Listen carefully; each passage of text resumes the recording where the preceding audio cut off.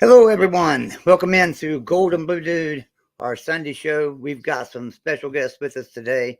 We've got Todd Guy. What's going on, Jeff? Hey, Joey, how are you today? Good, man. Good, man. Ready for a good show. We've also got Ben from Exploring with Ben and Sam. What's going on, Ben? Not too bad. Another weekend of college football wrapped up. Looking forward to next week already. Yeah. I'm looking forward to it. And then we've got our resident Notre Dame fan, Will, is in the house. What's going on, Will?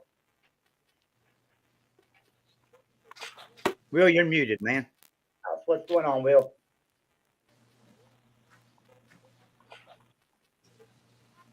Go. Will, I can't hear you, brother. You don't have any sound. Will must accidentally So we had mute when he was dancing with the Notre Dame victory yesterday. Yeah, dancing with the Notre Dame victory. Well, let's All right.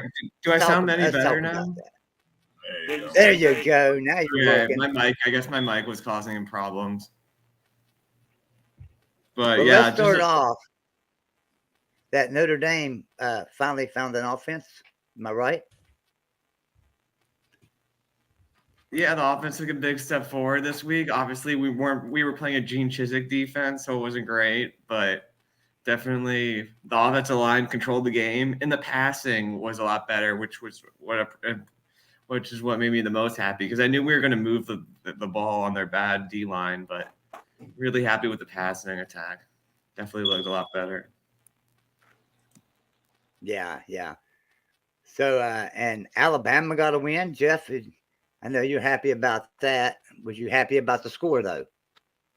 Yeah, we actually got one of our receivers back, Anderson. He's a freshman. Hopefully this week, Harrell will come back against Arkansas. And then for the Texas A&M game, we're going to get our big receiver back, JoJo Earl. So our three speedsters are coming back slowly. And I think anybody who watched the game yesterday or read the stats, yesterday we focused on throwing the ball down the field. You know, we completed more passes over 16 yards yesterday than we had all year. I think it's just taking us a little bit of time this year to get into stride. Hopefully we hit it, because, I mean, we got Arkansas next week, we got A&M the week after, and then, Tennessee, look how they played yesterday. We got them the week after. Yeah. So our real tests are coming up. The next 3 weeks, we'll test Alabama, and it will tell people if we are going to be a playoff team this year or not. Jeff, you might want to drop out and then come back in, because your sound is really bad, and it's probably just coming into StreamYard or something. So if you want to go out and then come back in. And Ben, so Oregon got a win. I won't call it a big win, but they got a win over a ranked team. And it looked like they were going to lose it for a while. I thought they would lose it. So you had to be pretty happy.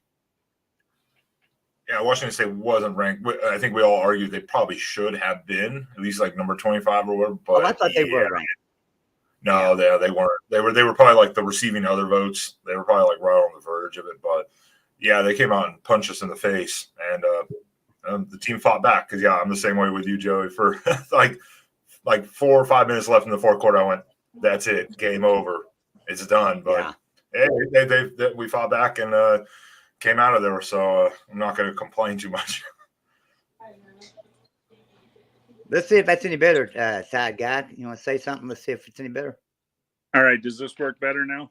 Sounds great. Yeah, that sounds I don't great. know what's up with StreamYard. You go in and out and in and out. Yeah, I know it. All right, so let's talk about another game here. Let's talk about Michigan for a second. So Michigan's 4-0 now. They win. They played Maryland yesterday. Maryland, pretty good team. They were 3-0 until yesterday. So they put up a good fight. Maryland did, but Michigan pulled it out 34-27. Did you take anything away from that game, Ben? Did you get to watch that game?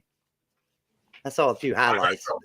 I myself didn't. Yeah, I watched the highlights, and I mean, if you muff the initial kickoff like Maryland did, that's never a good start to any game, especially when you lose by 7 and you gave up a touchdown the first play after that to Michigan.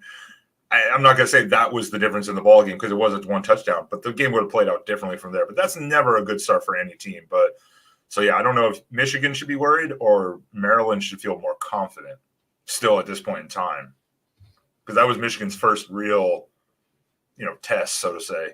So Yeah. we're going to have to see, I think.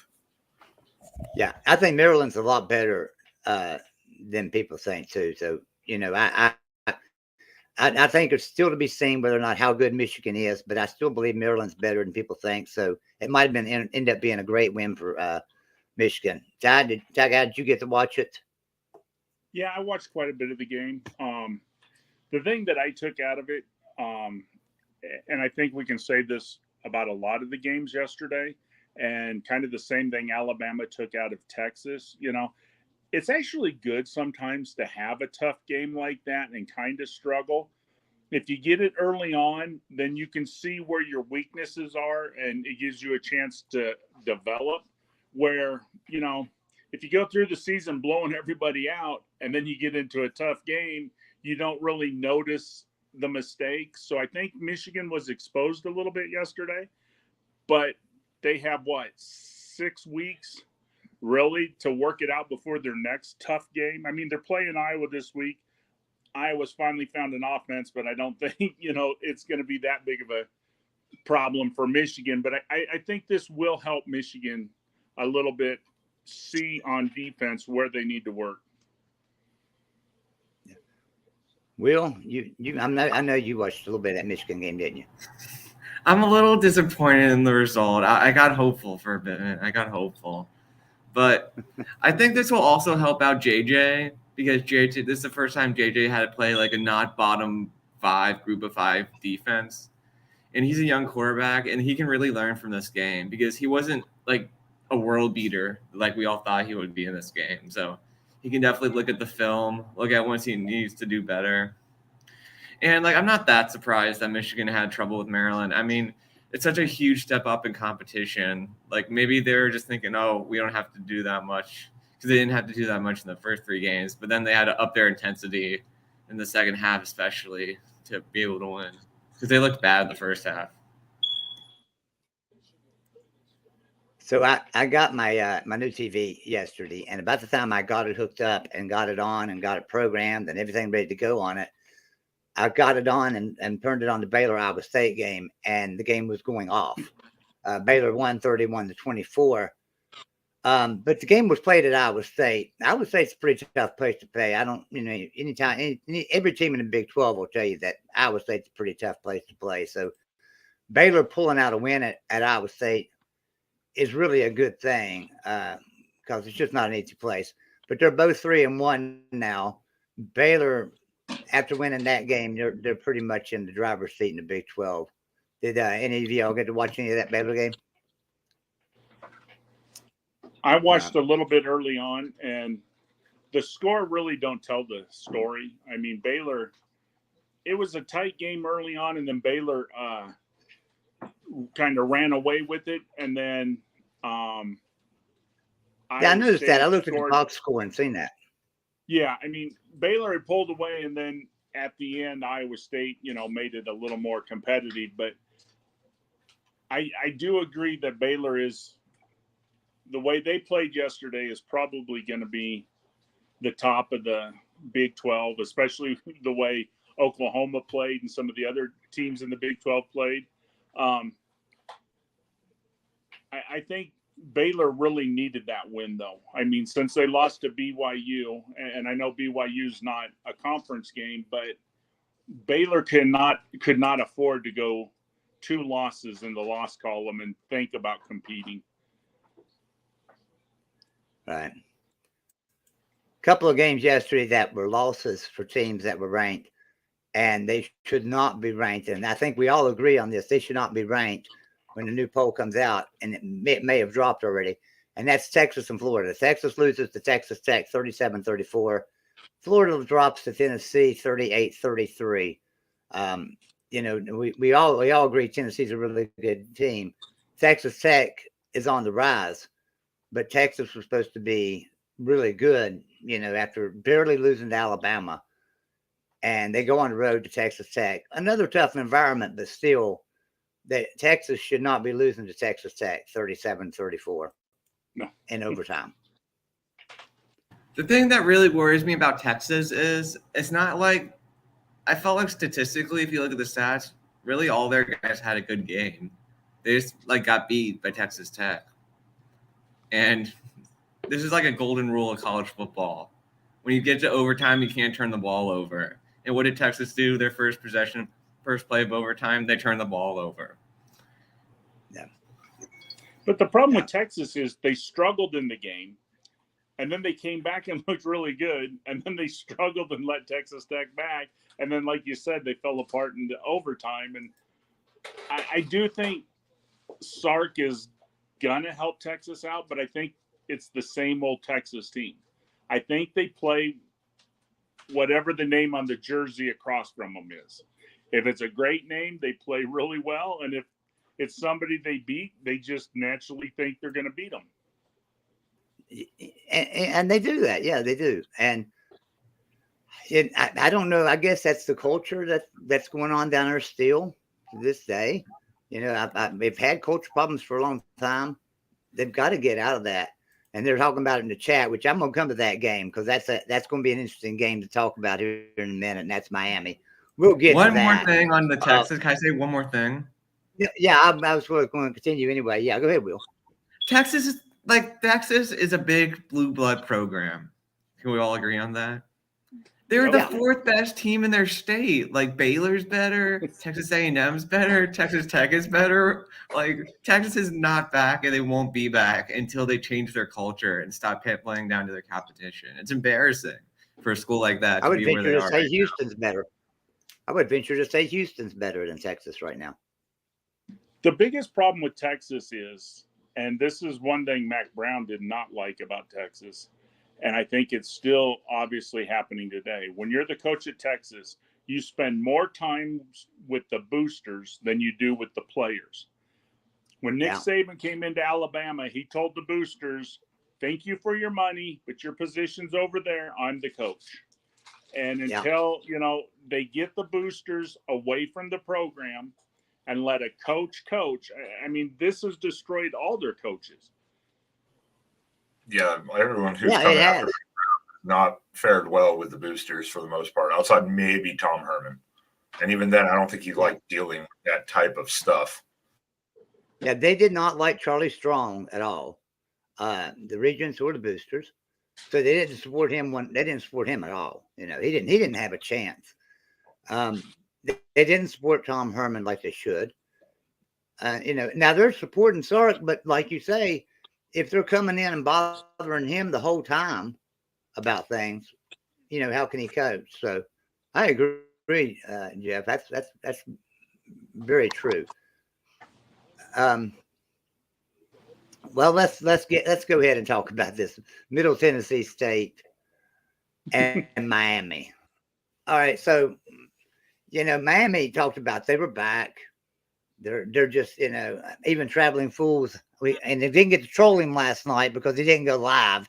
He stayed in hiding. I messaged him earlier and invited him on the show. He didn't answer me. He stayed in hiding.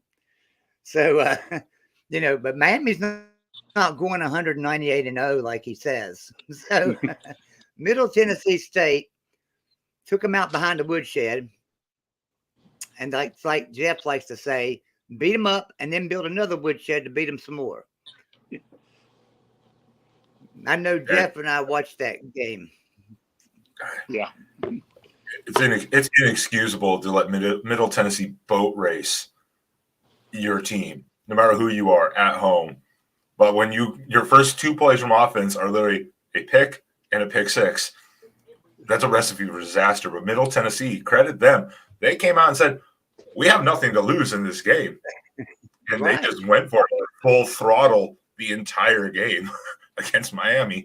I mean, what do you do when you're on the 2-yard line? You get a 4th and goal stop. You're in your own end zone on the 2-yard line, first down. Let's just chuck it down the field 98 yards for a touchdown. Why not? Miami has some I don't know if it's coaching or if it's just the players' attitudes, but they have some issues they need to address very quickly. because that was Middle Tennessee Yeah. State. They meet Wake. I'm like you. What's going on is that Power 5 programs don't take these group of fives or smaller division teams very serious, and they come in, like you say, with nothing to lose. That's why Appalachian State beat Texas A&M. I mean, and it happens. It's happening every week, and until Power 5 programs realize they're not invincible to these teams. These teams, they don't have nothing to lose. They're going to play all out.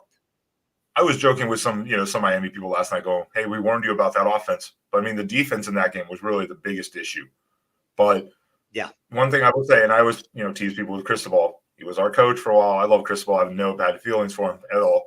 But he never lost to that type of team at Oregon. So there's something else also going on, whether it's, again, coaching staff or player mentality or something, because at Oregon, that never, ever happened. So, well, I think the thing is there's two problems right now in Miami. One is the players. You look at the game they played against Texas A&M. That was the sloppiest game I'd ever saw. And how did they respond? They had 1 week to practice, get rid of it. They came into Middle Tennessee State, and guess what? Nothing changed. And so that becomes the coach's problem. I mean, the first problem is the players playing like that, but the second problem is on Cristobal. When you played that bad, that next week you got to fix it, and he did not fix it. And I think that was kind of a game of sometimes when you lose a game, you let that game cause you to lose another one, and that's what they did. They caused the A&M game to turn around and lose to Middle Tennessee. And if Cristobal don't turn it around and have better practices this week or next week, it could be a long season for the U. Yeah, they could. So, Will, did you watch any of the game? I was really actually focusing on the other games, but the best part about this week probably was that game, because we aren't the most embarrassing loss to the group of five now. Now it's Miami. Right. That burden was lifted. And also, Now, what happened to yesterday- Tyler Van Dyke? Like, this is not the same guy that was playing for Miami last year. What is Josh Gaddis doing to this guy? Like, he was really good, and now he got benched. Like, something's going on there with that offense. That's the Cristobal effect. So, a game that kind of surprised me yesterday because, and I guess they were just, it was an effect from last week's big game. Kentucky barely getting by Northern Illinois, 31-23. Northern Illinois mounted a comeback in the fourth quarter, and they scored a touchdown, went for a 2-point conversion that failed, and then they got a field goal. And then Kentucky scored another touchdown, so kind of put the game out of reach. But that game was a lot closer than the 31-23 score shows. Kentucky did kind of go away with it in the third quarter for a little bit. They went ahead 20, I think it was 24-14. They went ahead. But like I said, Northern Illinois came back, storming back, scored a touchdown, and so.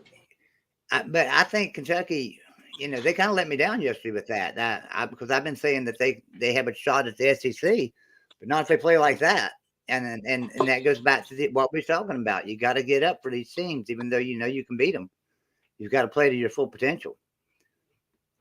I don't know if anybody watched that game or not.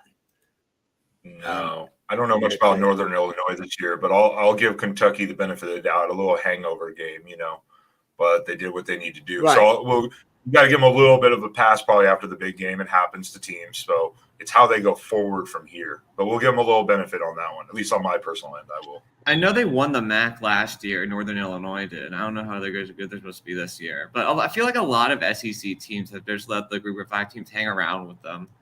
But, I mean, they tend Arkansas didn't look bad yesterday, and they didn't do well against Missouri State. So I don't think it's a big worry. Talk about some surprise teams. How good is this Minnesota? Oh, wow. How good is Minnesota? They annihilated Michigan State. Row the boat, baby. Keep rowing it. Yeah, they're looking pretty good. Now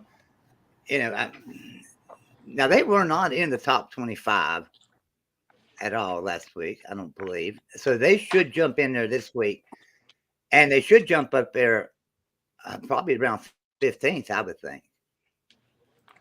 That was a pretty big win. That was played at Michigan State. So, but does that say more about Minnesota or more about how bad maybe Michigan State really is? Because Michigan State's pretty bad. We do know that, but that's becoming very, very apparent this year, at this time at least. Yeah. Now Minnesota, they play at home this week against Purdue, so that could be kind of an interesting game. But then real MVP. Turn your camera on.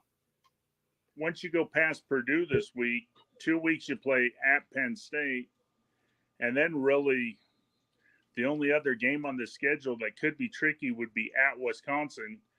But Wisconsin's not playing very well right now, so I don't see anybody on the Big Ten West that's going to take the West away from Minnesota right now. I'm excited to see that Minnesota Penn State game in Happy Valley. That'll be a great game. That might be their biggest test. I mean, Purdue is going to be challenging. Is O'Connell back for Purdue? He was had a little injury. I thought he was predicted to be back, but I don't know that he is for sure. If he is, that might be a little challenging, but Penn State probably will be their biggest challenge. And if they overcome that, Minnesota probably should be able to take the West. I mean, at this point. And the nice thing is they can lose to Penn State and still take the West because they're over in the East, So I was thinking Purdue may be a challenge, depending on how they play. I mean, they played really well at Syracuse. They just couldn't score touchdowns. They settled for field goals.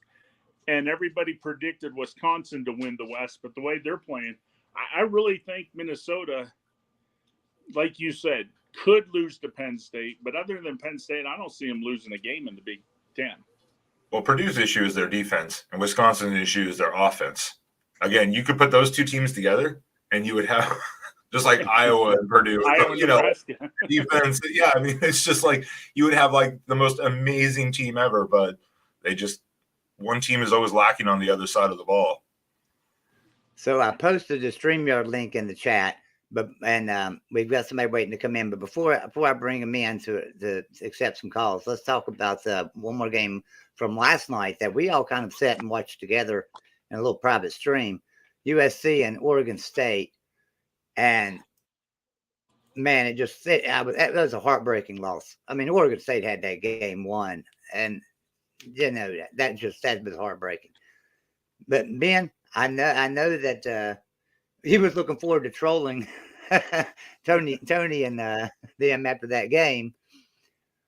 Did you still do some trolling though? No, I just kind of was like, man, it was hard. It was heartbreaking. That was a tough way to go out there at the end when you're moving down the field, at least to tie it and I don't know still to this point what that says about either team though. I don't know if that says Oregon State's really good or is USC not that good. Everyone's wanting to say, well, USC's really good, Oregon State. We still don't really know because neither one has actually played anyone outside now themselves. Even USC playing Stanford. Stanford is absolute garbage, as we now have seen after they got erased by Washington last night. So we have to just see. But, I mean, good win for USC. Yeah, heartbreaker for the Beavers, though. Yeah, it was. Could it tell you, though, that USC's offense isn't as high-powered as we once thought, and that their defense is a little bit better than we give them credit for? Because, I mean, that defense, USC's defense did play well yesterday. That's the side of the ball that won them the game. The offense kind of let them down. They had trouble running the ball, so I think, you can't fully, with who all they played in that, but I do think that you're not as scared now with the USC offense, and you feel a little bit more like, well, we're going to have to do some things because that defense is not as bad as we thought through the first 3 games. That's fair. And so we got a couple of people waiting in the background. We'll bring them in. We didn't talk about Kansas State and Oklahoma yet or anything, but we will talk about everybody. So let's bring in, hey, we got a guy from Japan with us here. Let's bring him in for a second here. What's going on there? Good morning, gentlemen. How's Japan tonight? How's Japan today? Right now, Yeah, pretty nice. it's nice there. It's nice, but let's just say my sleep schedule went a bit flip-flopped, so it's nearly 4 a.m. over here in Osaka. Oh, But yeah, I was paying attention to the Kansas State Oklahoma game. I did not expect that. That was no words. that's 3 out of 4 years. words. That's 3 out of 4 Kansas out of State. the last 4. Kansas they've won. State. Credit where it's due. If there's any Kansas State fans in the chat, good on y'all. Kansas State went from losing to Tulane at home. Shame unto itself. Tulane could be the best Group of 5 team. We don't They know could. yet. Genuinely. To beating Oklahoma in Norman. Not only does that say a lot about Kansas State as a program, but it also gives hope to when West Virginia plays Oklahoma. I'm going to chalk that whole Tulane game as a look ahead for Kansas State. As bad as that game looked, they obviously were prepping for Oklahoma. Yeah. That seems pretty obvious, I think, at this point. Hey, guys. It was yeah. I need you guys to get ready. We're going to have to go on a little trip. The AP poll has just dropped, and our team said that had to be in the top 25 is actually 26. Kansas did not make the top 25 again. Oh my God, my head!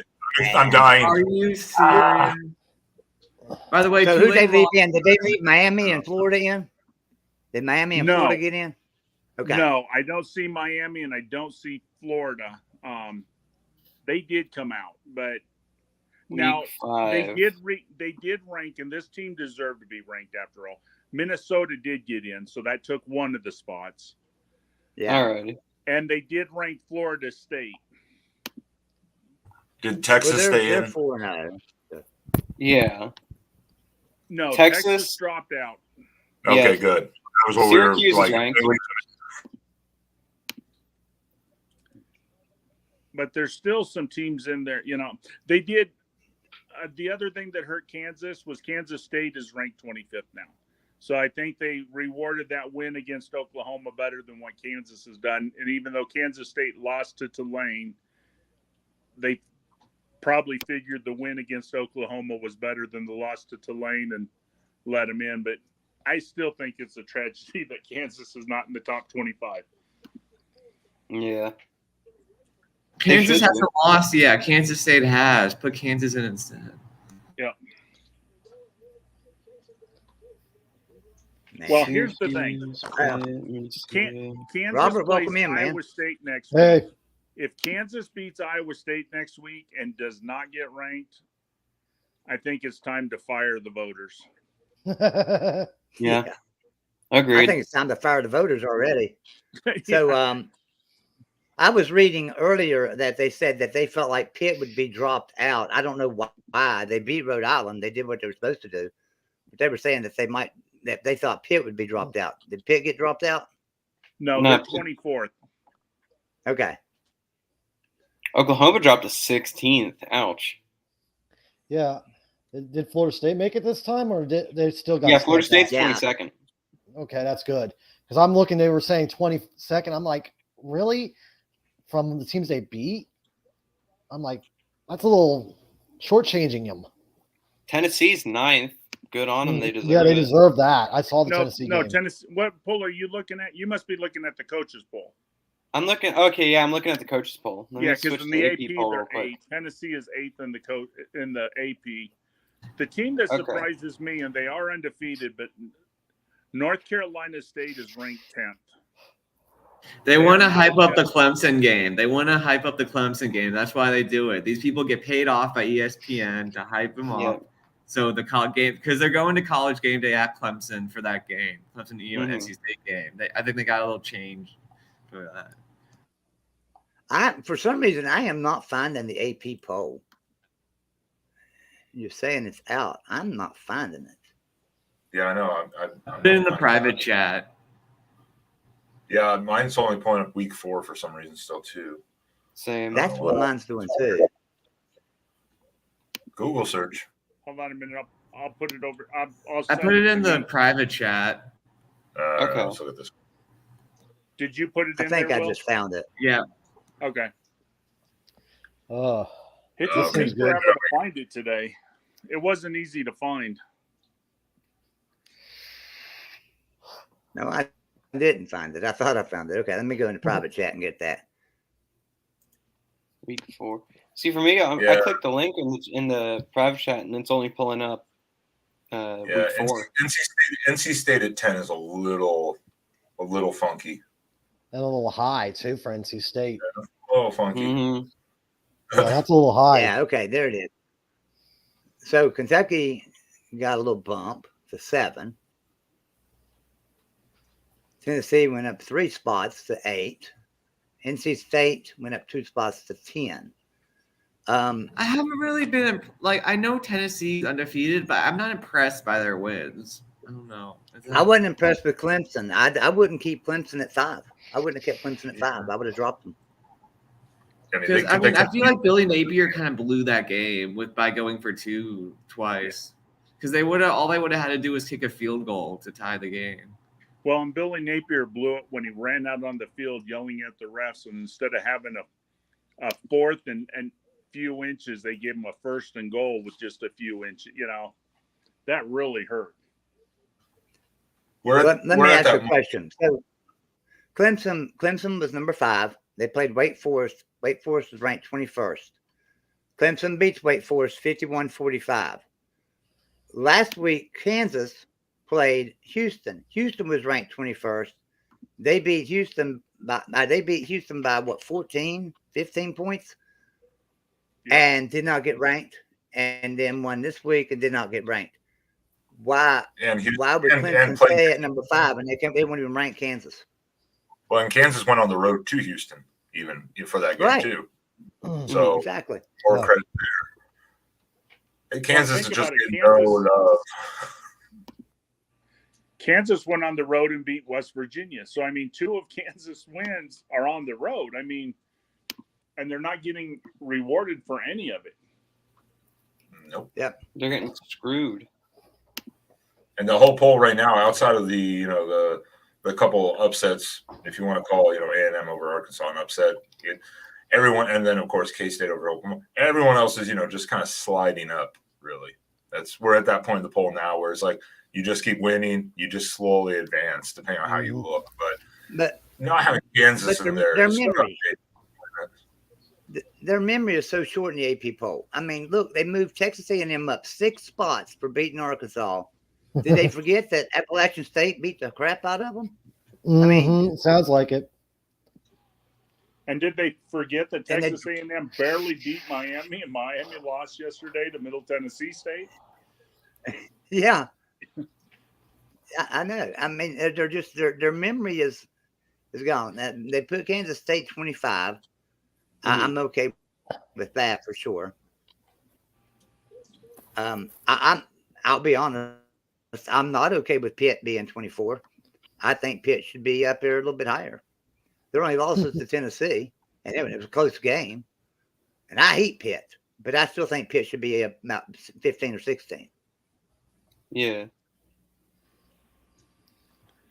If we were to do anything with, I think drop Texas A&M out of the rankings, either that or put them. You know what? Just drop them out altogether. Give 25th to Kansas. Move Pitt up to about 17-ish. So we know how bad Florida is. We know how bad Florida is, and that's the only loss that Utah has. But they leave Utah at 12 and Pitt at 24, who has a loss to Tennessee. And Tennessee's ranked 8th. Their logic makes no sense whatsoever. No. Yeah, it's like, what drugs are they on to come up with this? Mm-hmm. Yeah, and I was looking up NC State's schedule for the next 2 games. NC State's not going to have fun at all for the next 2 games. First, you have Clemson, then they have Florida State. That's not a good thing. But I think NC State will put up a fight against Clemson. I think it'll be close. I do think it'll be close. Yeah, if it's close, the next game is going to become pretty much a nail biter for them because of if Clemson pulls it off, then they have to go against Florida State, and that's not going to be a good game either. No. and how Florida State's been playing, because I'm a Florida State fan, so I know just seeing how they played, it's not good for that. Especially their next opponent's not going to like it either. After losing to Clemson, they go to Florida State. That's Wake Forest. Yeah. Now, my question for you guys is, what are we going to do with field goal kickers? Arkansas lost that game yesterday because of a field goal kicker. I mean, you look at all the missed field goals in just the 4 weeks. How many major field goals have been missed? How about extra points being blocked? I mean, and we're not talking 50-yarders. We're talking some real chip shots that could win games. We didn't talk about this game. Missouri, 1st and goal at the 9, took a knee 3 times to miss a field goal. Yeah. I mean, why? Why not just run it up the gut a few times and try to score a touchdown? Then you have maybe the kickers need to get those chip shot practices. Well, then you have a touchdown, you fumble it out of the end zone. I mean, are you kidding me? That my pick, I picked Auburn in that one, but I mean, I could have lost that one like 4 times. But still, that was probably a hard game to watch. Yeah. Yeah.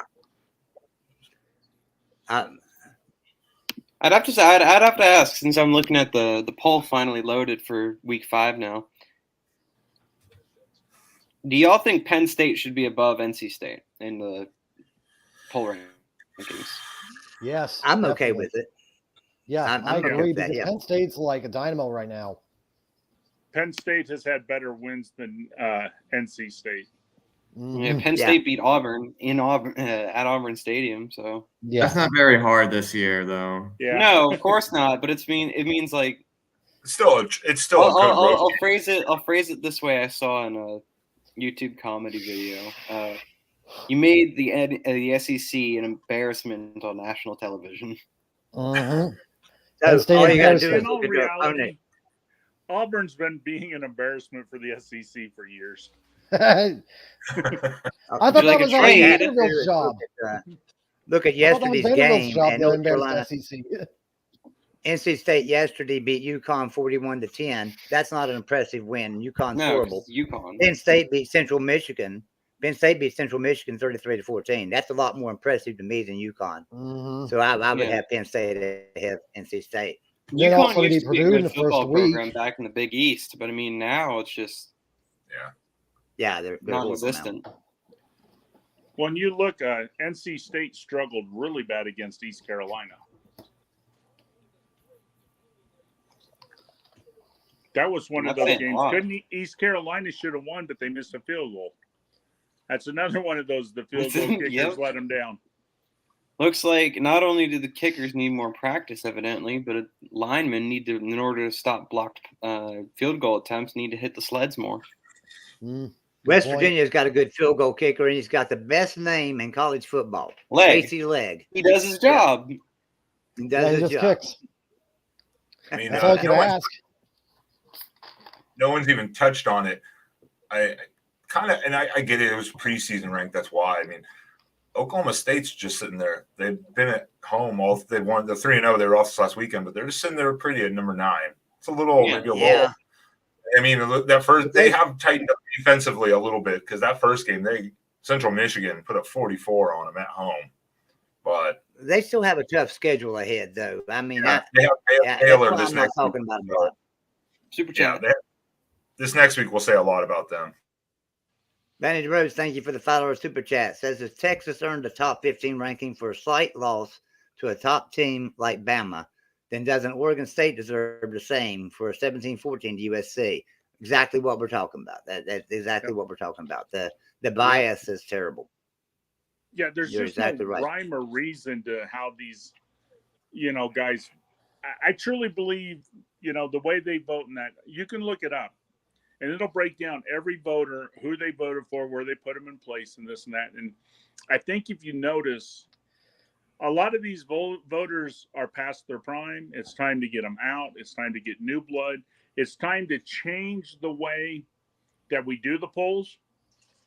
The SEC on your jersey should not mean that you're a great team. It's who you play, how you play, who you beat, stuff like that. That needs to matter more than, oh, well, they're a Big Ten team, so, they're going to be good. And, oh, they're an SEC team, they're going to be good.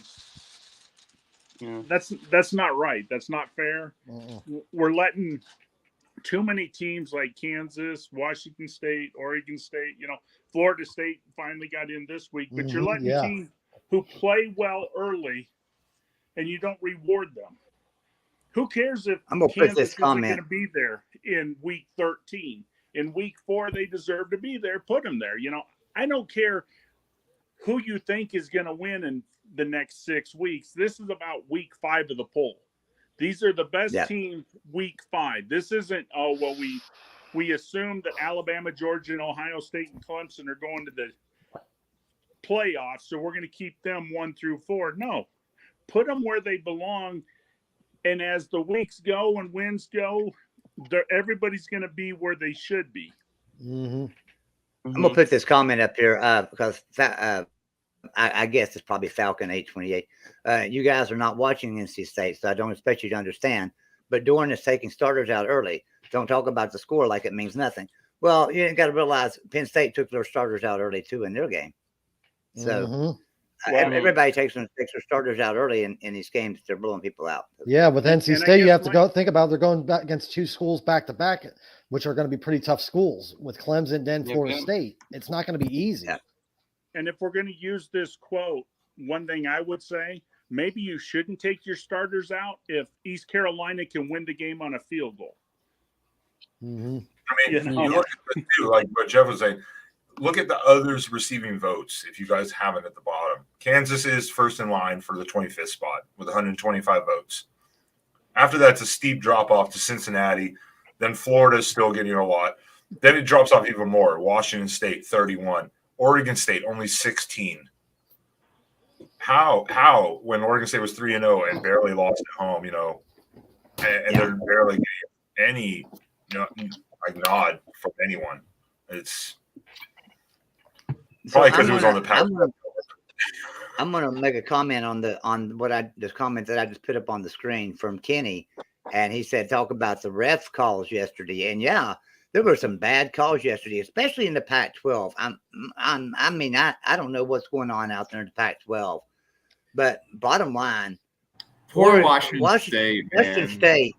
Washington State had that game in wraps, and Oregon did a face mask that was flagrant. I mean, that face mask could be spotted from Jupiter. They could have seen that face mask. And the ref standing right there beside of him, no flag, no nothing. And it cost Washington State the game. And I know that pisses Ben off for me to say that, but it did. Oh, no, I also brought up the whole point of and it was confusing as hell to me. All the announcers, the same thing. They were like, what is happening right now? Because Washington State punted the ball, replay called down and went, oh, they missed a down. So we're going to back up 2 plays. So they had gone up, they played third down, and then they had punted, and then they went back and redid third down and fourth down for Washington State because of a missed down. I was like, what? But apparently that's still that's legal as long as the other team hasn't done an offense play. So Washington State got extra plays too, and they still didn't do anything with it. So I don't know. That was just a really, really weird call. I've never seen that before either. Now, this just reminds me of something. The Pac-12 official was suspended last week for bad calls, was he not? Yeah. Yep. I wouldn't be surprised. That was on the Cal. That was a ref from the Cal Notre Dame game that was suspended. Yeah. Yeah. When you talk about the referees in the Pac-12, it reminds me of this old saying: "Blinder than a Pac-10 referee." It seems like they're being blind again. Back in their Pac-10 days. I guess the Pac-12 refs didn't like hearing how the ACC is trying to throw the most penalty flags, so they had to up their game a little bit. True. Well, that's nothing like an ACC referee. Why don't they have a couple head referees just during the week watch the games and keep track of all the? You're going to miss calls. I mean, a ref has a hard job. I'll give them that. But the blatant, easy ones that were missed, they should keep a total. And if you miss so many, that's job performance, Everybody else is, Yeah. when you go to work, you're required to do your job and you're required to do a good job. So why aren't these guys held accountable also and say, you know what? You missed so many blatant calls and you're either going to be suspended, dock pay, or something because or demoted demoted to the FCS instead. Yeah. Why not do that? Well, I'm going to make a comment on the refs here in a second. Let me read the super chat, and then I'm going to make a comment on the refs. Vanny Rose, thank you for the $5 super chat. Says, I guess so long as everyone drops the they bring nothing to the table narrative when it comes to Oregon State and Washington State for realignment. I guess so long as everyone drops the they don't bring nothing to the table narrative. I just wonder where they would go. Yeah, that is a big question, like where they would go. That is a big question. Yeah. Mountain West, I guess. That's why it is. So that's it. State in Washington State. Let me make a statement about the refs, and this is something a lot of people don't understand. This that in the NFL, refs make an average ref makes $120,000 a year, and gets his expenses paid. In college football, it don't work like that. College football, these guys have regular jobs at the grocery store up the street from you, and then they fly out on a plane on Friday night to go ref a game on Saturday, and then fly back home. And so they get very little training like they do in the NFL, and then they don't make any money. I mean, I looked it up a year and a half ago. I looked this up. The Big Ten paid its refs $24,000 a year, but they had to pay their own expenses. The SEC pays their refs $10,000 a year, and then pays their expenses. So they're not getting paid very much money. If you're only making $10,000 to $20,000 a year to referee college football games, and sometimes you got to pay for your own expenses. That's pretty ridiculous. Yeah. So I mean, look, the refs not always a ref fault.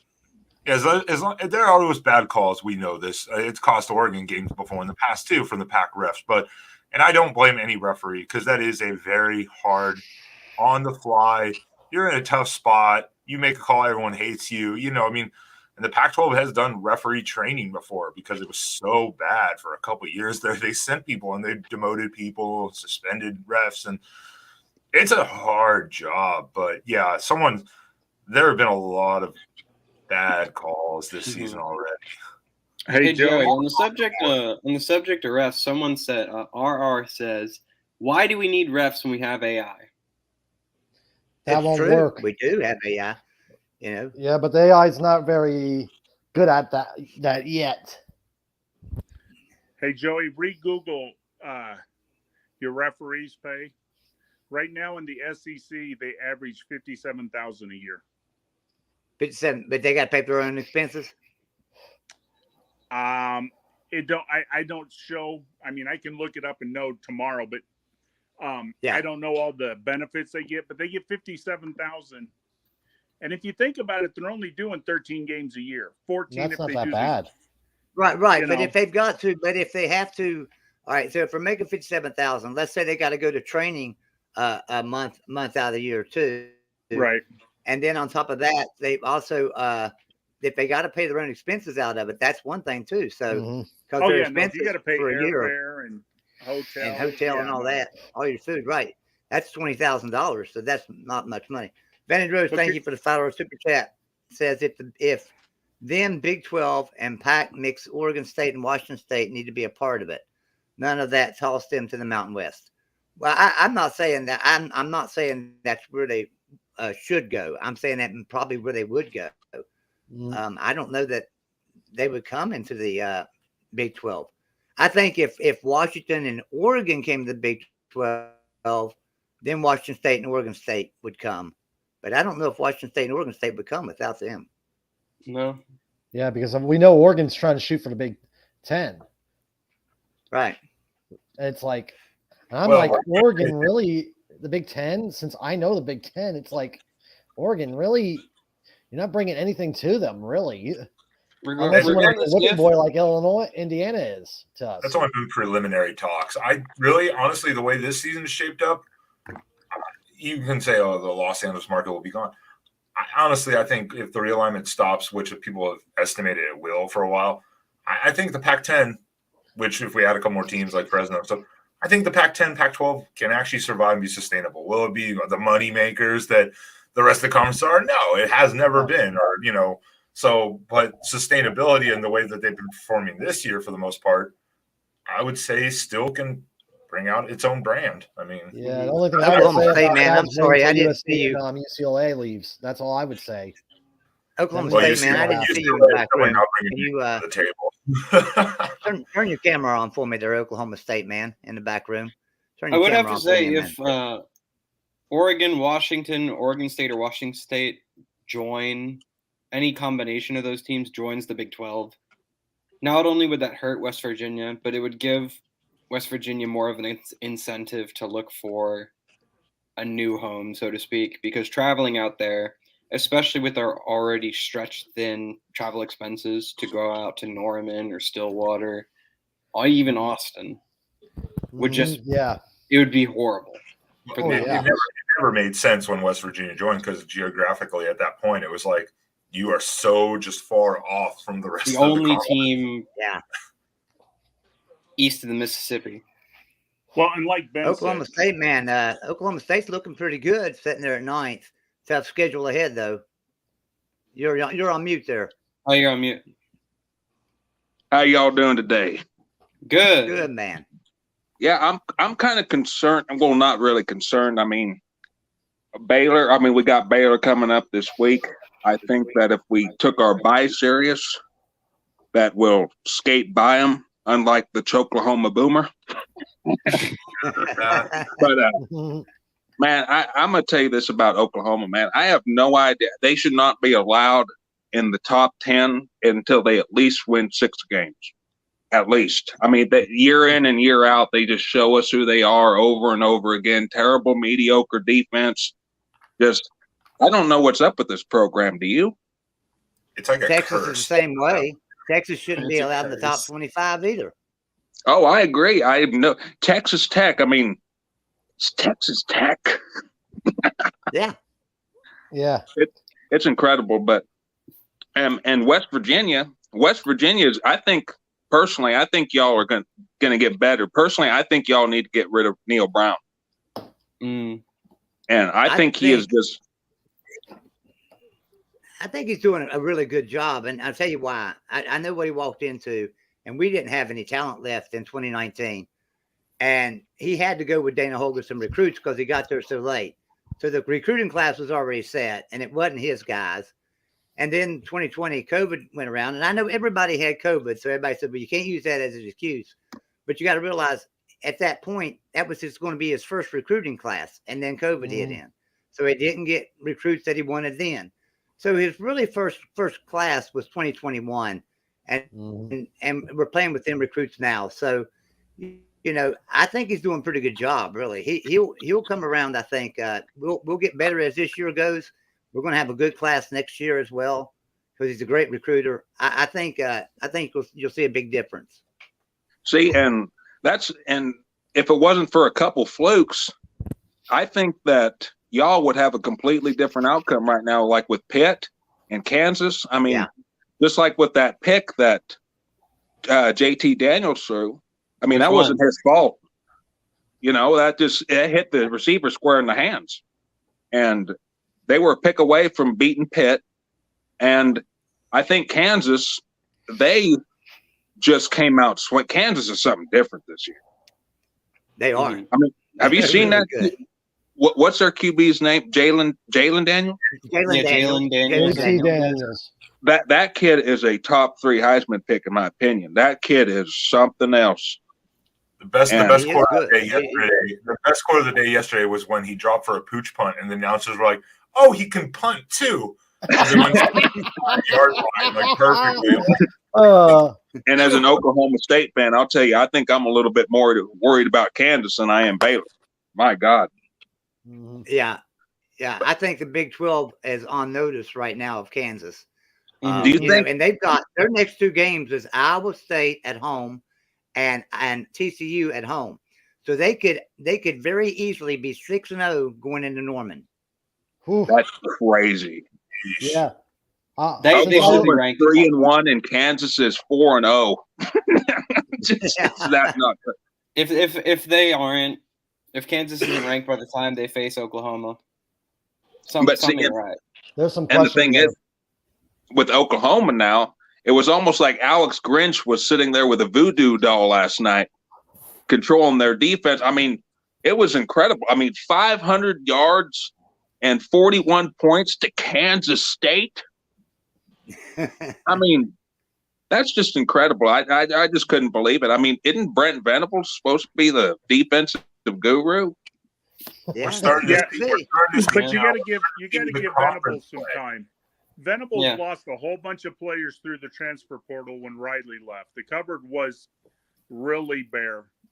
He didn't have a chance to bring his players in really this year. Give him a year or two. Venables is going to be a coach. No, a coach needs at least 3 or 4 years to like build up the team. But this is now just going into conference play, and you're just starting to see those effects. The non-con looks good. Conference play, the teams know each other, or despise each other and play harder. And now we're starting to see that, and I have a feeling we're going to see some more disasters this year. But see, it seems like the same thing with Oklahoma every year, though. It seems like everybody hypes them up to be this. Everybody hypes them up to be that. You know, they're going to take the national championship. They're going to go to the playoffs and everything. You know, the old Oklahoma, man. And they always do this. Kansas gets it close. I wouldn't be surprised if Kansas beats them, to be honest. I'm talking about the playoffs. I'm like, if Kansas cuts it close, like let's say they have a really good season this year, credit to them if they do. Oh, I wouldn't say that. No, but in this weird universe we live in, where Kansas is 4-0 at the beginning of the season, that is anything true. can happen. If that happens, Kansas has a chance of going 9-3. I think 9-3 is their ceiling. That's crazy, man. That's so unreal. It's still surreal to say Kansas is 4-0. Do you think Nebraska is going to steal old Lance Leopold from there? No, they should. I know that they were talking about it. I don't know if that's a thing in the works or if they've reached out or not. But I bet they try, but I don't know. I don't know if Lance would leave Kansas right now. I mean, he's just got them rolling. And he's building a resume. He may be looking for something bigger. Well, that's true, because if they come at him with that Big Ten money, who's to go? Well, Kansas just gave him a 1 year. Nebraska looking for a coach. Yeah, they might come. Yeah, they just gave Leopold a 1 year extension. I think before the season. If he were to go, I think we can expect maybe 7-8 wins. Kansas is going to lose some games, but I mean, they get 7-8 wins. Kansas better throw money and multi-year deal at him immediately because other teams will be coming for him immediately. If you take one of the bottom dwellers of the Power 5 conferences and in 2 years transform it. Now, the question may be, well, Les Miles actually recruited Daniels, but I mean, the system that he's in now under Leopold is making him just look phenomenal, and he is. I mean, they look like one of the best offense in college football right now. Kansas better. You also have to look at what Lance Leopold did at Buffalo as well. I mean, he built that program pretty good too. Well, even in Division III, if you win 6 titles, I think it was. That's no joke. It's still football. It's still football. You win 6 titles. That's no joke. So Kansas better be dishing out money to keep him as long as they can if he continues this type of momentum that he has right now. Very true. Very true. And their corner, what's his name? Kobe Bryant. That kid is lock him down, man. I haven't seen a corner like that in a while. Their other corners pretty damn good too. And both of them went out at one point in the game. Both of them had to go on the sideline for injuries. Oh yeah, I think I've seen that where Kobe, where he got kneed in the neck or whatever. Yeah, and the other guy, I don't remember what happened. He had to go out before that, but yeah, then they both came back in. But the other guys behind him still held up decently. So they've got a good team. Again, Kansas out that money for him. Dish it out. Well, and Ben, the one problem I have with Kansas trying to keep them is it's going to come down to money. Oh yeah, and the Big 12 is about ready to get a reality check. The ESPN has talked to the Pac-12, and they already warned the Big 12 that the Big 12 is not making the money that they think they're going to get either. And there's a huge gap in what the Big 12 and the Pac-12 can afford to pay a coach versus what the SEC and the Big 10 can pay a coach. And the other thing that's going to hurt the smaller conferences is you're going to be 2 to 3 years away. We're going to start paying coach. We're going to start playing players. And now when you're making $40 to $50 million less than the Big 10 and the SEC, you can't pay your players as well and pay your coach as well. So unfortunately, I think in 3 to 4 years, you're going to find a big separation between the haves and the have-nots. Mm-hmm. No, I think it already is. Because look at the SEC, for example. The SEC has all this revenue to give their respective teams. You look at Alabama, Georgia, even Vanderbilt. And SEC recruiting is on a whole other level because they have so much resources available. So does the Big 10. You look at the Pac-12 or the Big 12 for comparison, and that's just not there. Well, and the biggest problem with the Big 12 and the ACC and the Pac-12 is everybody dislikes the SEC. But you look at our last two commissioners, Slide and Sankey. In the Big 12, are you guys all together? You're not together. In the SEC, it just means more. Everything is on, we might not get along, but we all vote in line. We stay in line. Everything is uniform. Yeah. Our commissioner, hey, Alabama's won 6 championships. No, LSU, no, the Big 12. Oh, look at Texas. Look at Oklahoma. Well, do you hear about Baylor, Oklahoma State, Iowa? No, you don't hear that. You hear the big two. And the same with, the Pac-12. They pump up USC. And well, they can't pump up USC anymore. Yeah, the commissioners didn't do you guys any favors. And, if they would have been more unity and more, let's grow this together. Look at the Pac-12 network. Mm-hmm. One of the best games yesterday was on the Pac-12 network, and 14 people got it. That's a whole sounds a lot different, like the Longhorn Network. Yeah, that's a whole different argument, but I agree with you on that one. Look, Larry Scott really screwed us. Cliff Koff came in a very tough situation and then got dropped whole USC, UCLA leaving in his first year, and he's like, whoa, I haven't even gotten to do anything. But going back with Kansas and Leipold with money, we don't know what his ambition is he's already gone Division III, Group of 5. Now he's at Power 5. Maybe he's just one of those guys that's like, I've done what I can do. I'm happy here. He likes to be settled into somewhere finally. But yeah, who knows? Money always talks. Money talks. And we'll see. Here's what I would ask, and maybe this. Is he married? I have never looked. That's a I think he is. Even if money don't matter to him, guess what? Your significant other always worries about money. That's true. But, maybe they just love Kansas, too, in a couple of years, and he turns down another job for even a little extra. Who knows? Yeah, everyone has their own ambitions in life, but Kansas better do everything they can to try to keep that man at this point in time. Well, and maybe he'll be the next Mark Stoops. Mark Stoops is content at Kentucky and, does his thing. Maybe he could at Kansas. Yeah. No offense to Kansas. I think if they were winning 7-8 games a year consistently, they would be absolutely thrilled after the dumpster fire that they really have been for over a decade. They would be absolutely. See, I don't think Mark Stoops at Kentucky will really ever have true success. And I understand why he does it. It's his brother and all that. I get it. But, his brother Mike running the defense is terrible. His defenses have always been terrible. He's the one who destroyed Oklahoma football, for their defense. So, I don't think he'll ever get over that hump of the bottom tier of the SEC until he gets rid of Mike. I just don't think it will ever happen. Mm-hmm.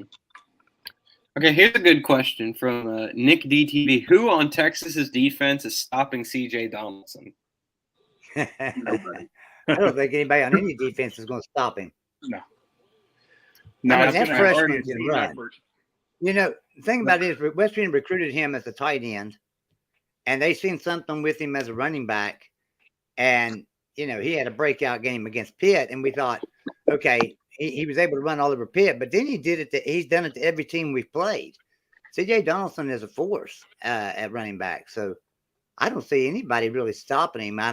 They might contain him a little bit, but that will open up the passing game for J.T. Daniels if they do that. So, Let me ask y'all a question. Who do you think, in your opinion, as of right now, has the biggest shot to the Big 12 title?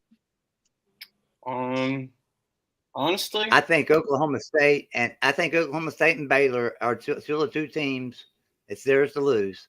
But I wouldn't agree. count I out think Kansas. this week will determine a lot. I think because I wouldn't count out Kansas either. That's true. And I Yeah. think that for us pokes, I think that we have a stellar offense. We have it seems like last year was the first year that we could kind of put a full team together where we had a half decent offense and a half decent defense. It seems like every other year we can either have one or the other. You know what I mean? We can't ever really put it together. But I think over this bye week, I think hopefully, crossing fingers, that we could put it all together really good to come in there down to Waco, because that's a tough place to play. Yeah. That really is. It's so You know, early. they're- This Rene just brought up too. Don't forget now, just because they took out Oklahoma, Kansas State. I think there's about a good 5 teams that are in the running really legitimately right now, but you never know what the season's going to bring. But see, it's almost like that goes back to that argument of year in and year out. K-State's kind of the same thing. They're always mediocre, and then they give Oklahoma their best game, and then they go right back to being mediocre again. Yeah. So K-State's going to have to prove something before we come to that. All I can hope for is on the subject of Oklahoma State, because I was at that game in Morgantown last year with a few of my friends. It was just a disaster. It was a fire. Everyone, like people were leaving by the middle of the third quarter. By the end of the game, stands were empty already. Are you talking about K-State or Oklahoma State game? No, I was talking about the Oklahoma State West Virginia game last year. Oh yeah, last year was so much fun. I mean, we were so damn good. And believe me, I don't believe our defense is even close to what our defense was. What were we, like number 2 in the country, just behind Georgia last year in our defense? I think so, yeah. Y'all were pretty good. Yeah. I mean, we just curb stomped everybody. And now that old Jim Knowles left, which broke my damn heart, but now he's got Ohio State rolling. Looks like their defense is completely different, which is no surprise to me. But I think that we're trying to settle into this new system. I know that Central Michigan put up 44 points on us, but people have to also remember that it was 51-15 in the third quarter. And then we started putting in our freshmen and all of that other stuff, and then they just started scoring a bunch of garbage points. But even then, though, I mean, we got to tie it down. And I think this week, when we actually play a real opponent, it's gonna test a lot. And you know, I know they went up to Iowa State. I know Iowa State's just another run-of-the-mill team. Last year, we got robbed in Ames. That was clearly a first down. I don't care what anybody says. And Ames is a hard place to play, though. So I've heard. See, I hate Iowa State. I don't even know why. I just can't stand them people.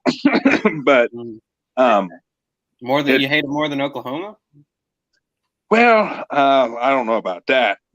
Oklahoma's a pretty rough place. No, but I you know, and that was kind of the sad thing, is because I want to see Oklahoma do good, except when it comes to us. You know, I want to see us beat their ass every year. I know that they say the Oklahoma fan will be like, oh, you know, we have a record of 90-20.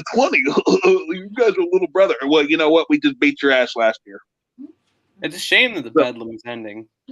Do what? Now, Oklahoma State, I said it's a real shame the bedlam's coming to an end.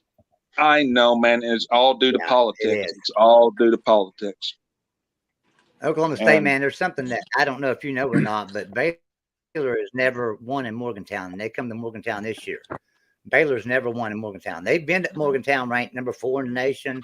They were ranked like 12 in the nation another time. They've never won in Morgantown, though. See, that's the thing that frustrates me about West Virginia, man, is watching them play.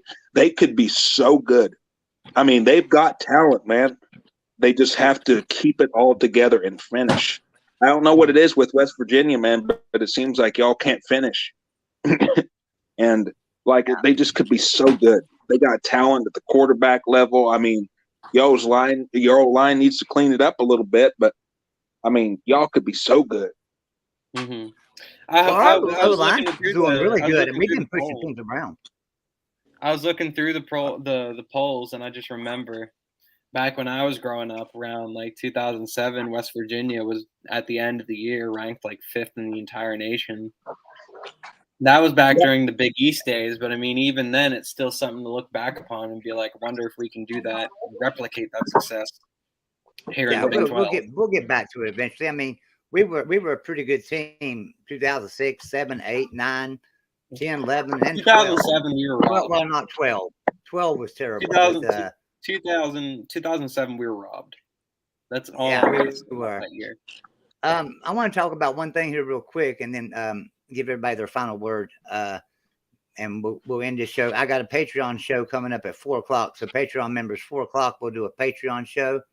But I want to get everybody's thoughts on something. I think a coach is real close to being on the hot seat right now after a game yesterday, and that's Dana Holgorsen at Houston, because Houston beat Rice, at 34-27. And if Houston plays like that in their later schedule, they're going to end up dropping 3 or 4 games this year, and that will be bad for Holgorsen. 100% agree. Me personally, I have personal thoughts on that. I don't think that Houston should be even going to the Big 12. Personally, I don't think that they're a program fit for this type of football. I don't think that they play at our level. I'm not a big fan of Houston. Yeah, I think it's just Dana Holgorsen as a coach. With what he has at Houston, he can do good.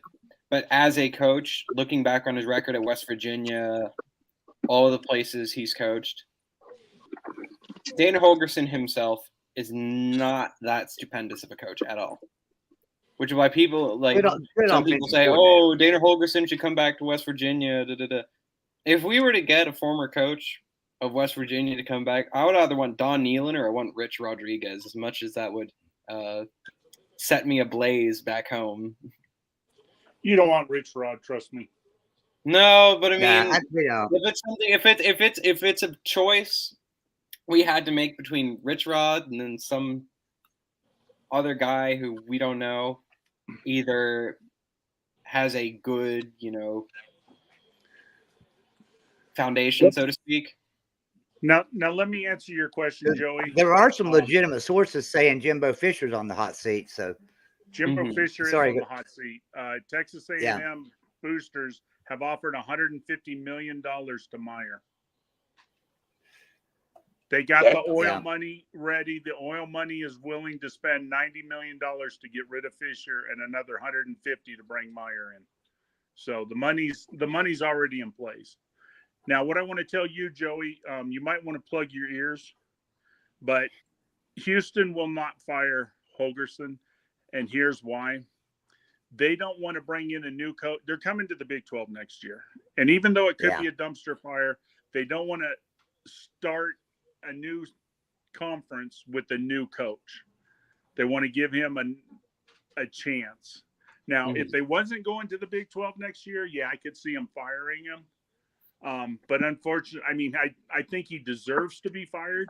But I think Houston will give him the chance at least 1 year in the Big 12 because they're going to say he has the experience and this and that. And I think they roll with him 1 more year, unfortunately.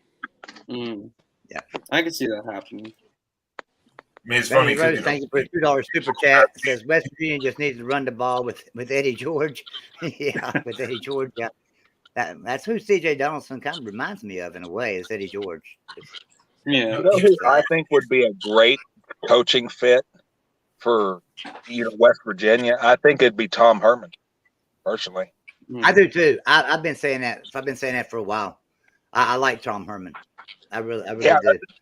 I think the whole reason that he wasn't accepted really at Texas, I know him and the Boosters really didn't get along, but I just think that Texas is just, there's something that is deeper than football at Texas that they need to fix. I don't know what it is. I think it's maybe their culture. I don't know, but it's a stench that is Austin. It's the boosters. The problem is, and I mentioned this earlier, it goes back as far as Mac Brown will even tell you. The coaches spend more time with the boosters than they do with the players. The boosters interfere in everything Texas does, and it's a situation where Alabama had the same problem, and Nick Saban came to Alabama and told the boosters, thanks for your money, but you belong on the sideline. I'm the coach. You're either going to keep me here to coach, or I'll go away and you coach the team and do what you've been doing. If you want to win, let me do it. And they stepped away. And the problem is at Texas, all these rich people think they know better than coaches and that money can buy championships.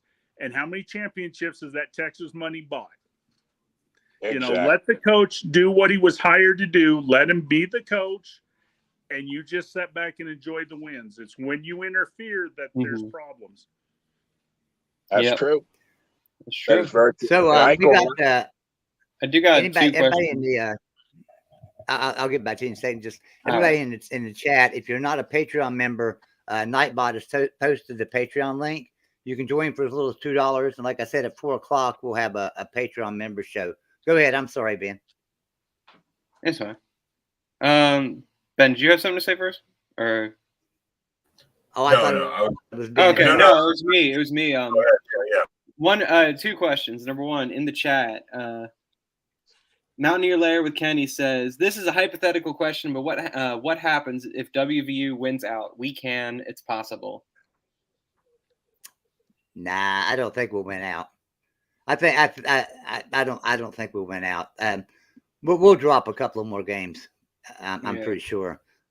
But I still think 8-4 is possible. I think 8-4 is possible, but I think we'll drop a couple more games. Few games I could see being a problem. Oklahoma State, Oklahoma, and maybe Kansas State. Maybe. Yeah. Oh, you can already mark off Oklahoma State as a loss. And you never know. And if West Virginia goes to Stillwater and somehow, some way, by the stroke of God, beats Oklahoma State. If they beat Oklahoma State, I will eat a roll of toilet paper. All right, we're gonna quote that and record that clip right now. All right, clip it, boys. Then this Tide guy specifically is our resident SEC expert. When it comes to I'll pick a team. I was rooting for them. No, not rooting for them, but like giving credit where it's due in an earlier stream today for me. Vanderbilt. How do you think the rest of their season is going to play out? Do you think they're just going to go on a losing streak, or do you think they can pull out a win some few games? I think they beat South Carolina. South Carolina is a dumpster fire. I mean, I know they got Spencer Rattler, and everybody thought, him coming from Oklahoma was going to save the day, but unfortunately, that's not happening. See, that's why the SEC is bringing Oklahoma and Texas. They need a little competition for South Carolina and Vandy. Yeah, I mean, I feel sorry for Vandy. They're going to lose next week to Ole Miss. Then they're going to get beat by Georgia. Now, Missouri found every way possible to lose to Auburn. So they'll beat probably Missouri, South Carolina. So that's two more wins. Kentucky. About two more about wins Georgia. what they're going to get. About Georgia yesterday, they did not look good yesterday. Did you see that? No, yeah, but don't tell their fans. Their fans still tell you that they're the greatest. Aren't their fans so ignorant? Yeah. Like, I mean, they are the most ignorant fan base in college football. I swear to God. I mean, if they did not have Brock Bowers, they would have lost that football game. Here's how you describe a all I gotta Georgia say, fan base. they say George is Georgia fan back. base is Yeah. a deadbeat dad that shows up 40 years later like he's been there the whole time. I know, isn't it crazy? It's just like now that they won the national championship, they're all walking around. Oh, we're Georgia. You haven't been there in 40 years. This was the first time. Come on, settle down now. Georgia Tech's been closer to winning a national championship in the past 30 years than y'all have. Right. Georgia is the Oklahoma of SEC. That's what they are. It's just incredible. I see. And then Now, Jeff, I see 3 more wins on Vandy's schedule, and that's the 2 you talked about, Missouri and South Carolina. But I think they could beat Florida too. Mm-hmm. Yeah, no, I think Florida, they do have a chance. It just depends. I mean, Florida, what team shows up? I mean, Florida is not a terrible team. They play terrible. I'll tell you who their biggest enemy is. Steve Spurrier lost that game for them yesterday. Steve Spurrier, man, some of them coaching calls were just horrendous. I couldn't believe it. He lost it for them. Apparently we've said the name Georgia, and a Georgia fan has popped up in the chat saying all the losers hate UGA. Oh, yeah. Y'all almost lost to Kent State. Y'all almost lost to Kent State.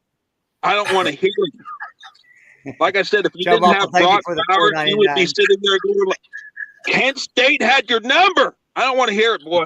I don't want to hear it. He says, John Waffle, thank you for the 499 super chat. Fun fact, Vandy has a national championship. South Carolina does not.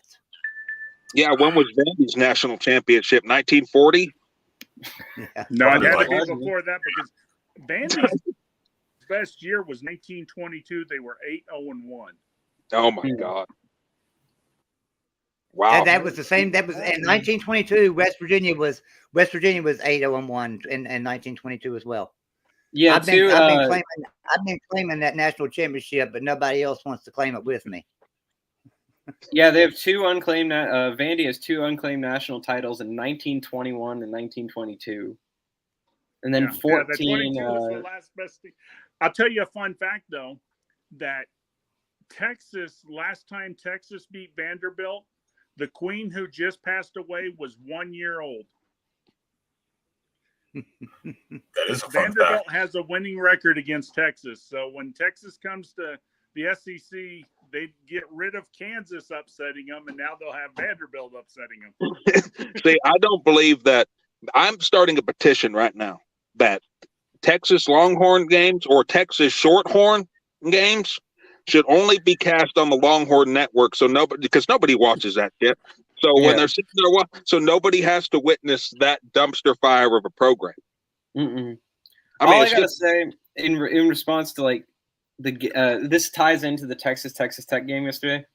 I wish Texas Tech kept their old name, the Matadors, for obvious reasons. I don't understand their tortilla throwing. I never understood that. It's a Texas thing, I guess.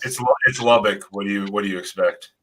True. You know, and did you hear their coach in the post game? He was like, "Everything runs through Lubbock. Everything runs through us." And just like, oh my God, dude, you're delusional. Like, well, but here's the I enjoy his enthusiasm. Yeah, confidence for the Big 12. What team? Who has the best chance in the Big 12 of not only winning the Big 12, but could win with a good enough record to make a playoff? Right now, I'm not just trying to be biased, but Oklahoma State. I'm not even just not trying to be biased or nothing like that, but it's just evident. I mean, it's so clear that we're the only Oklahoma team. State's you're the only undefeated team in the Big 12 besides Kansas. So Kansas, I guess, too, would have a chance. Yeah. That's true. But I am Kansas worried. is not ranked. Kansas is not ranked, so Oklahoma State's up there at 9, so they have a good chance. Yeah, it would take Kansas quite a few big upsets and higher ranked teams to jump that far. Yeah. Like I could see even if Kansas went undefeated, that's the only way, and start blowing teams out and won the championship and undefeated. Obviously then they'd have a shot, but if they lost one game, the highest they could probably go, even as a one-loss champion, would probably be like 8. because they were so far down in the polls and just like forgotten about by the voters. Let's not as kid usual. ourselves. Let's not kid ourselves here, though. Kansas is going to lose a game or two this year. I mean, they're not all the way there yet. They're 7-8 wins. West Virginia That's should. amazing. I can see Kansas the going two 9-3 Oklahoma at teams the best. beating Kansas. If somehow, some way, Kansas beats Oklahoma but loses to Oklahoma State, that's still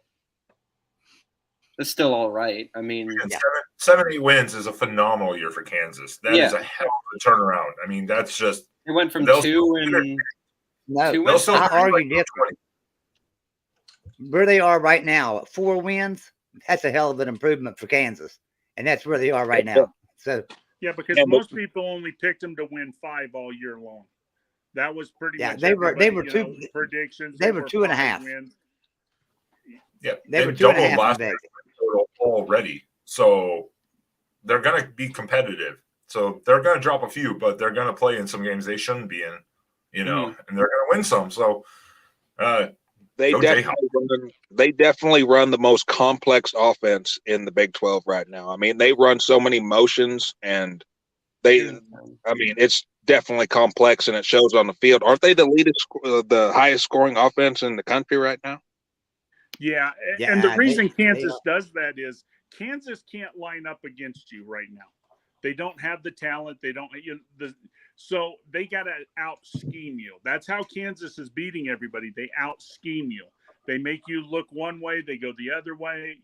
That's how Kansas has to win this year, because Kansas ain't going to line up against Oklahoma State, Baylor, and just run the ball straight ahead and beat you. They don't have the athletes to push you back. They got to out scheme you, catch you on the edges, get you looking to the right and go back to the left, stuff like that. That's how they beat you. And that's good coaching and good execution. That's what that amounts to, and that equals wins. And any team will take wins no matter how they have to do it. I mean, that's what Oregon used to do with the Chip Kelly offense. We didn't have those players, so just run as fast as you can, out scheme people.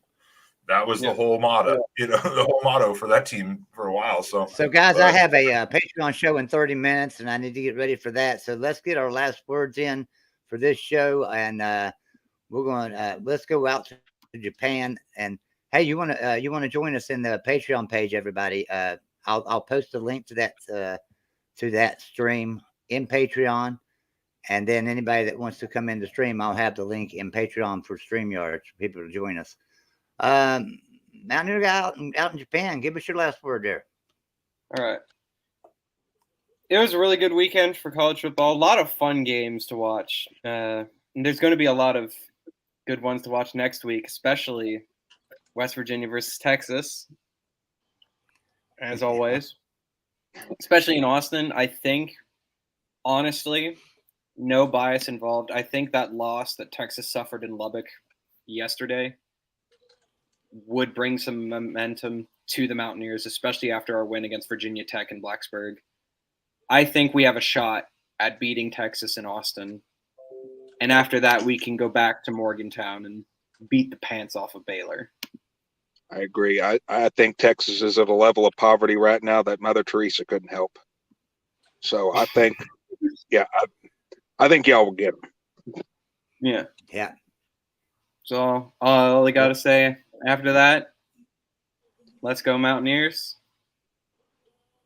See y'all later. Down, baby. All right, see you later. Oklahoma State gang, you got your last word, man? Yeah, I think that if we keep the course, I think that this week is going to show a lot pertaining to our defense. I'm not too worried about our offense right now. We seem to be clicking on all cylinders. I know Spencer Sanders, he's kind of erratic sometimes. He's always going to throw a bad throw that puts it in the position where the other team's going to get it. But if we can overcome our mistakes and we can keep clean fundamentals, I think that we'll have a successful winning season. And, I think it all comes down to this week and what it's going to show for a lot of teams, not just us. Well, listen, I appreciate you being here. I'm glad you came in. And you're always welcome. So come on in with us every week on Sunday. That'd be great. Hell of a deal. No, thank you for having me. You boys have a good rest of your day now. Hey, nice meeting you. You too. Nice meeting you too, y'all. See ya. All right. So, side guy, want to promote your show a little bit and give us your last word?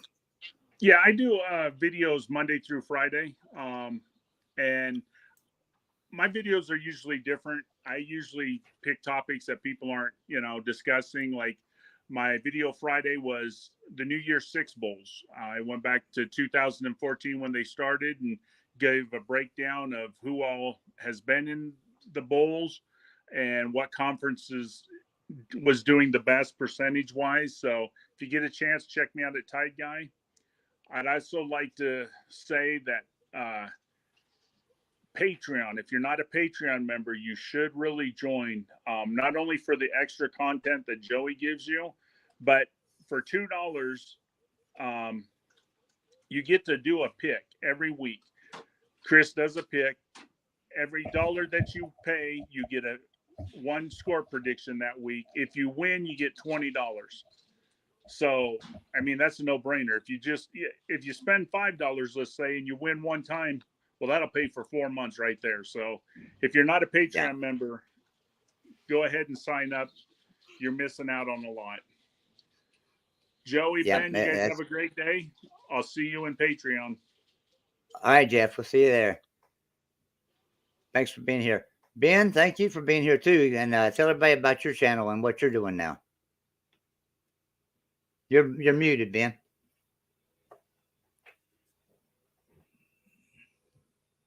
There we go. Well, for Tide Guy, I'm waiting on those amazing enchiladas he promised come November when we're down in Mexico. Anyways, yeah, a lot going on today. I have my own channel here, so I'm going to drop in the chat room.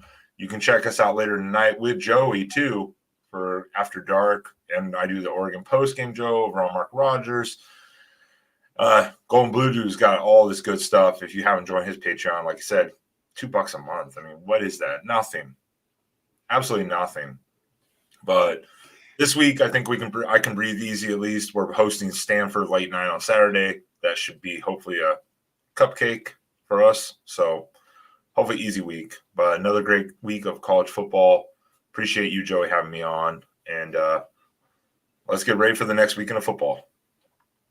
That's right. Thanks for being here, Ben. All right. Thanks for everybody for the super chats that you sent in today. We appreciate all your super chats. That's what keeps our live shows going.